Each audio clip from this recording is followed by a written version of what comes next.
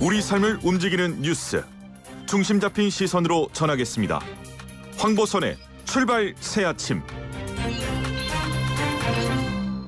예, 공수처가 이 정치인들뿐이 아니고요, 기자, 시민단체 회원 그리고 기자 가족까지 이렇게 광범위한 통신 자료 조회를 한 것이 드러나서 연일 논란인데요. 자, 이게 사찰이냐, 야당의 주장대로, 아니면 정당한 수사냐, 공수처의 어떤 문제냐, 제도의 문제냐. 자, 이걸 오늘 법적으로 분석해 보겠습니다. 구자령 변호사와 함께하겠습니다. 안녕하십니까? 네, 안녕하세요. 구자령 변호사입니다. 이거 간단히 정리 좀 해볼까요? 예, 처음에는 공수처가 기자에 대해서 통신 자료를 조회했다. 여기서부터 이제 시작됐는데 처음에는 이성윤 고검장에 대한 황제 조사 논란, 그 보도가 한번 나갔었죠. 그리고 이제 공소장이 유출됐다. 이 언론 보도가 나오고 나서 기자들이 그 자기의 통신 자료에 대해서 조회를 해보니까 공수처가 자기 통신 자료를 다 조회를 했더라.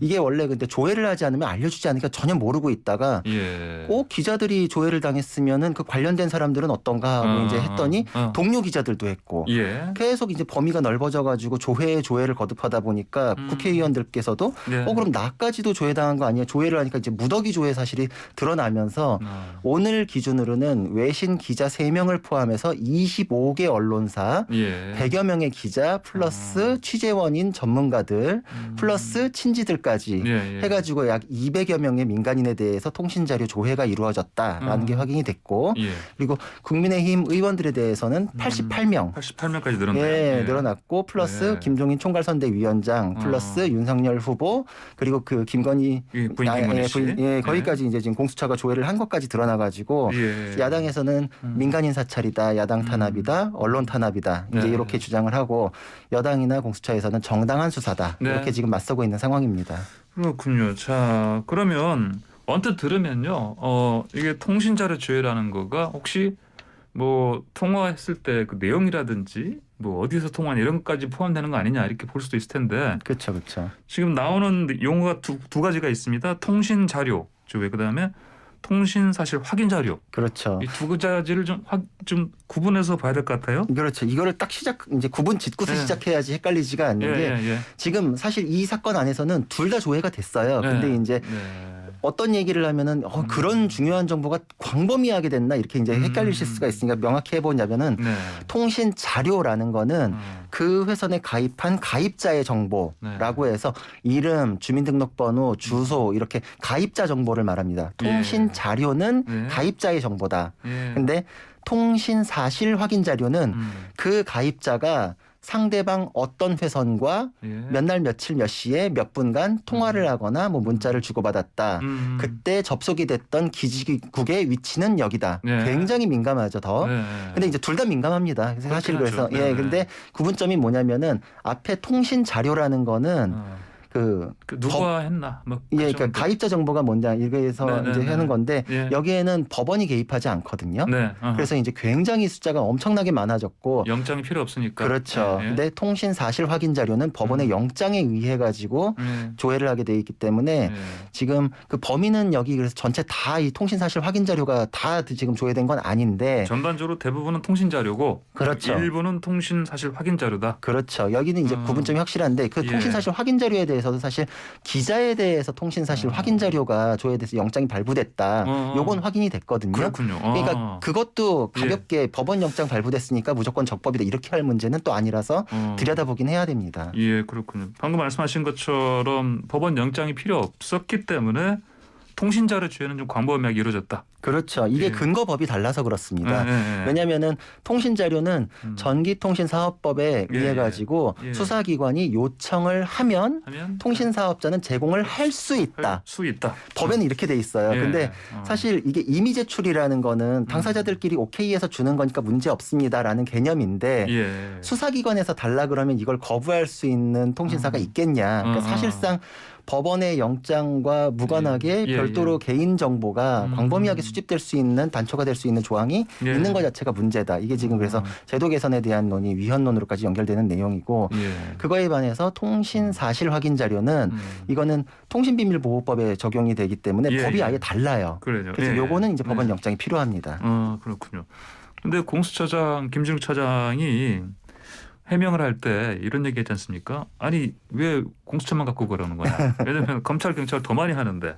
그렇죠. 근데 수백만 건을 하는데. 그렇죠. 1년에. 근데 네. 이게 그 사건 다루는 건수로 비교했을 때는 또 사실 그 말이 또 정확하지는 않아요. 왜냐하면 공수처에 이제 지금 고소고발로 들어왔던 사건 자체가 전체가 한 3,000건 가까이 되는데 입건한 게 20건을 입건했거든요. 공수처가. 네. 그러니까 수사 대상으로 그렇게 선별해가지고 그 20건에 대해서 조회한 게 이런 결과가 나왔기 때문에 의도 하에 흘러간 거 아닙니까라는 얘기를 하고 있기 때문에 네. 토탈 건수 가지고 비교하는 것도 조금은 포인트는 맞지 않고. 특히 20건 가운데 전체 20건으로 이렇게 분포가 넓어지는 게 아니고 그렇죠. 한 2건, 3건에 집중된 거 아닌가요? 그렇죠. 그래서 이제 더 의혹을 가진 분들은 그거에 집중을 하고 있고 그리고 사실 전체 횟수 가지고 비교했을 때 위법성이 가려지는 게 아니라 뭐 정당한 수사면은 수십만 건을 해도 정당한 거지만 위법한 거면 한 건만 해도 위법한 거니까 그거는 이제 내용을 봐야 되는데 그래서 논란의 지점을 보면은 과연 이게 뭐 국민의힘 의원들이 보이스피싱 조직도 아닌데 88명이나 연결해가지고 조회할 사건이 도대체 뭐냐 뭐 이런 얘기도 하고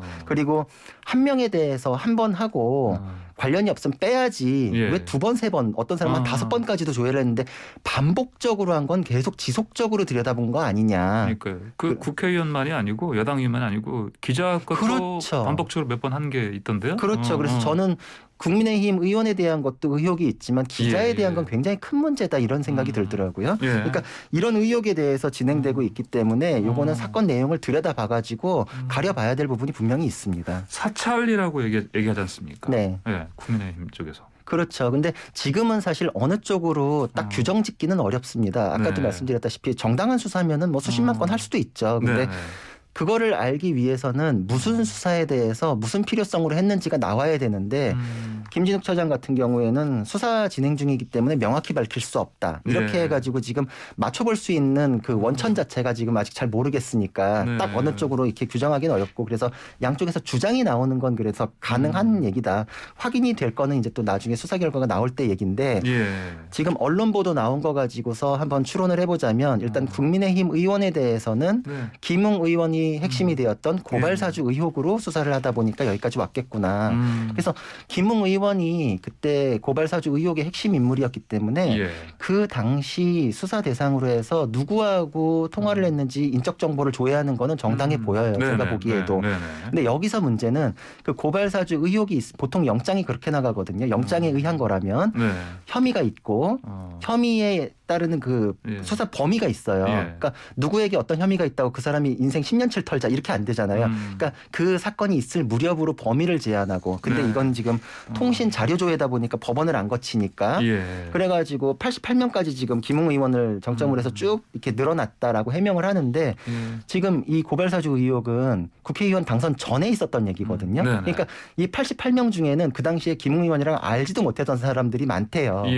통화를 했던 적도 없고 그러니까 여기까지 포함된 거는 그 이후 그 고발사주 그 의혹이 있었던 시점과 관계 없는 시점에 대해서도 광범위한 조사를 했던 거 아니냐.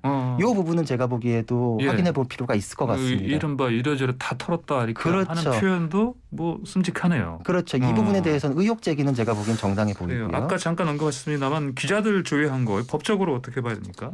여기는 문제가 더 큽니다. 왜냐하면은 공수처는 일단 시작부터 고위공직자의 혐의가 있고 그거에 대해서 굉장히 또 제한된 죄명에 대해서만 수사권이 있거든요.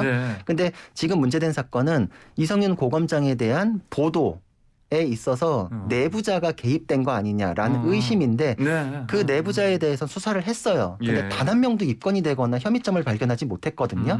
그럼 여기서는 사실 공수처가 자기들 수사 대상인 고위공직자에 대해서는 찾지 못했다라는 건데 이 고위공직자란 사람이 있을 것이다라는 가설을 세우고 그 가설에 따라서 공범으로 기자가 공범 관계로 개입했을 것이다 라고 해가지고 연결해가지고 기자에 대한 수사를 이어간 건데 사실 그 가설은 앞에는 확인이 된 적이 없고 그럼 공수처는 민간에 대해서 바로 수사 못합니다. 그러니까 여기서 문제가 발생을 하는 거고. 수사가 벌써 잘못된 거네요. 그렇죠. 그러니까 혐의를 타고서 공범관계까지 들어가야 되는데 거꾸로가 됐고 그리고 지금 문제된 거는 공무상 비밀누설죄 그리고 피의사실 공표죄 이게 지금 문제거든요. 그런데 이성윤 고검장이 공소장이 유출됐다는 건 일단 공소장이기 때문에 기소된 이후잖아요. 그러니까 피의사실 공표죄가 안 돼요. 그리고 공수처에서 제공하는 차를 타고서 황제 에스코트를 받으면서 들어갔다라는 건 피의사실도 아니고 그리고 이걸 비밀로 볼 수 있냐. 이거는 사실 제가 보기엔 비밀로 평가하기에도 어렵고 네. 그러니까 일단 혐의 구성하기도 어렵고 그리고 네. 또 기자 측면에서 보면은 비밀이라는 건 누설한 사람이 잘못된 거지 그걸 누설을 받은 사람에 대해서는 처벌 규정이 없습니다. 네네. 그래서 대법원에서도 이걸 처벌을 안 해요. 예. 그래서 무리하게 공범 관계로 이제 구성하는 것도 문제가 있는데 네. 지금 기자에 대해서는 더 조심해야 되는 게 87년 민주화 이후에는 이걸 기자에 대해서 정보를 듣고 기사 쓰는 게 본질인 분들이기 때문에 예. 이거를 아예 입건조차 해본 적이 없거든요. 이번에 이런 일이니까 굉장히 이례적이고 문제가 있는 것이다. 그럼요. 저희 걱정스러운 기자들도 거죠. 원래 제보 수만이 받고 네. 거기 접촉해서 그 정보의 신빙성 확인해서 그 보도를 하는 건데. 그렇죠. 기자의 본질이 그게 기본인데요. 국민의 눈과 귀잖아요. 네네. 근데 이거에 대해서 지금 이게 거꾸로 기자를 정점으로 해가지고 취재원을 거꾸로 거슬러 올라가는 식이 되었으면 이거는 예. 언론에 대해서 약간 제약을 주는 거기 때문에 문제가 있을 수 있다. 예, 이 부분이 예. 굉장히 좀 치명적인 부분이라서 공수처장도 지금 이게 답변을 못하고 어려워했던 부분이 이 부분입니다. 알겠습니다. 자, 같은 여당 민주당 이상민 의원도 제도 문제가 있다. 제도에 개선해야 된다. 이런 얘기를 했는데 네. 어떤 걸 좀 봐야 될까요? 일단 법원 영장을 다 받게끔 해야 되는데 통신자료 조회에 대해서는 법원을 거치지 않는 거. 범위도 지금 무제한이고 예, 또 다른 문제는 공수처로 그 정보가 들어가면 개인 정보잖아요. 예. 언제까지 그거를 공수처가 갖고 있는지에 대한 기간 제한도 없어요. 예. 그리고 또 하나 문제되는 건 금융거래 정보에 대해서는 조회를 하면은 은행권에서 당사자한테 알려줍니다. 조회당했습니다. 이렇게. 예. 그리고 수사 필요성 때문에 바로 알려주면 안 된다라고 할 경우에는 6개월까지 유예 통보를 해요. 그 정도면은 수사하거든요. 근데 이거는 아예 안 알려줘요. 그러니까 내가 통신사에 문의를 하지 않으면은 조회당했다는 사실 자체를 평생 모릅니다. 그러니까 이거는 통지 제도도 당연히 들어와야 될 부분이다. 예. 이게 전기통신사업법이 제가 연역을 쭉 찾아보니까 84년도에 도입됐더라고요. 그래, 그 84년이면 이게 그렇죠. 그전 옛날에 전화번호부에 개인 인적사항 쭉 적혀 있던 그 시절 얘기거든요. 거의 40년대 가는 건데. 그렇죠. 그러니까 그때는 실제로 예. 그 전화 명부 보면은 예. 책에 다 나왔잖아요. 그렇죠. 그때 만들어진 법이기 때문에. 그렇죠. 그렇군요. 알겠습니다. 그러면은 이게 같은 비슷한 일이 미국에서도 있지 않았습니까? 있었습니다. 논란이? 있었습니다. 그 트럼프 행정부 특히 트럼프의 수사에 대해서 굉장히 날선 기사들을 썼던 기자들에 대해서 트럼프 정부에서 이메일하고 통화 내역이나 이런 것들을 조회했던 게 연방 검찰에서 조회했던 내용이 발각이 돼가지고 발각 뒤집어졌었거든요. 그랬더니 바이든 대통령께서 명백한 잘못이다. 내 정부 하에서는 이런 일은 절대 없을 것이다라고 사과 발언을 했고 그래서 기자에 대해서는 이런 조회 자체를 원칙적으로 완전히 금지해 버렸거든요. 그러니까 이거는 좀 우리도 반면교사로 삼을 부분이 있고 또 덧붙여서 제가 생각하기에도 기자에 대한 부분은 국민의 눈과 귀 같은 역할을 하시는 분들이기 때문에 탄광 속의 카나리아 같은 존재거든요. 민주주의의 위기가 오면은 제일 먼저 피부로 느끼는 그런 분들이기 때문에 기자에게 언론 취재의 자유가 없다면 국민의 자유를 논하는 것이 아예 어불성설이 됩니다. 그러니까 이 부분에 대해서는 제도 개선뿐만 아니라 지금에 대해서 책임, 원인 모든 걸 다 전체적으로 다 한번 재검토해 볼 필요가 있다 이렇게 생각이 됩니다. 기본적으로 처음부터 사실 그런 기사가 나갔을 때 사실 이게 내부자 색출을 위해서 한 거 아니겠습니까? 그런 의혹이 굉장히 크죠. 그리고 저는 사실 내부자에서 수사가 돼가지고 넘어갔으면 그거는 제가 토달 필요가 없는데 내부자를 아무도 참여를 못했는데 기자를 통해 가지고 취재원을 올라간다. 기자 같은 경우에 철칙이 내 기사에 대해서 내가 책임지지 취재원은 안 밝힌다는 거잖아요. 절대 반드시. 근데 이런 일이 있으면 기자에 대해서 누가 전화 통화해가지고 제보하겠습니다. 이런 거 완전히 위축될 수 있거든요. 그러니까요. 이 부분은 굉장히 민주주의에 대한 위협이 될 수도 있다는 차원에서 굉장히 크게 다뤄야 될 부분 아닌가 싶습니다. 그러니까요. 통신자료 이거만 하는 조회하면은 누가 그 특정 기자한테 정보를 흘렸을까라는 걸 추정을 해서 색출 작업 들어갈 수 있지 않습니까? 그렇죠. 이게 투망식 수사는 굉장히 좀 위험한 거거든요. 그렇군요. 예, 알겠습니다. 오늘의 사건 인법 구자령 변호사와 함께 했습니다. 말씀 잘 들었습니다. 감사합니다. 감사합니다.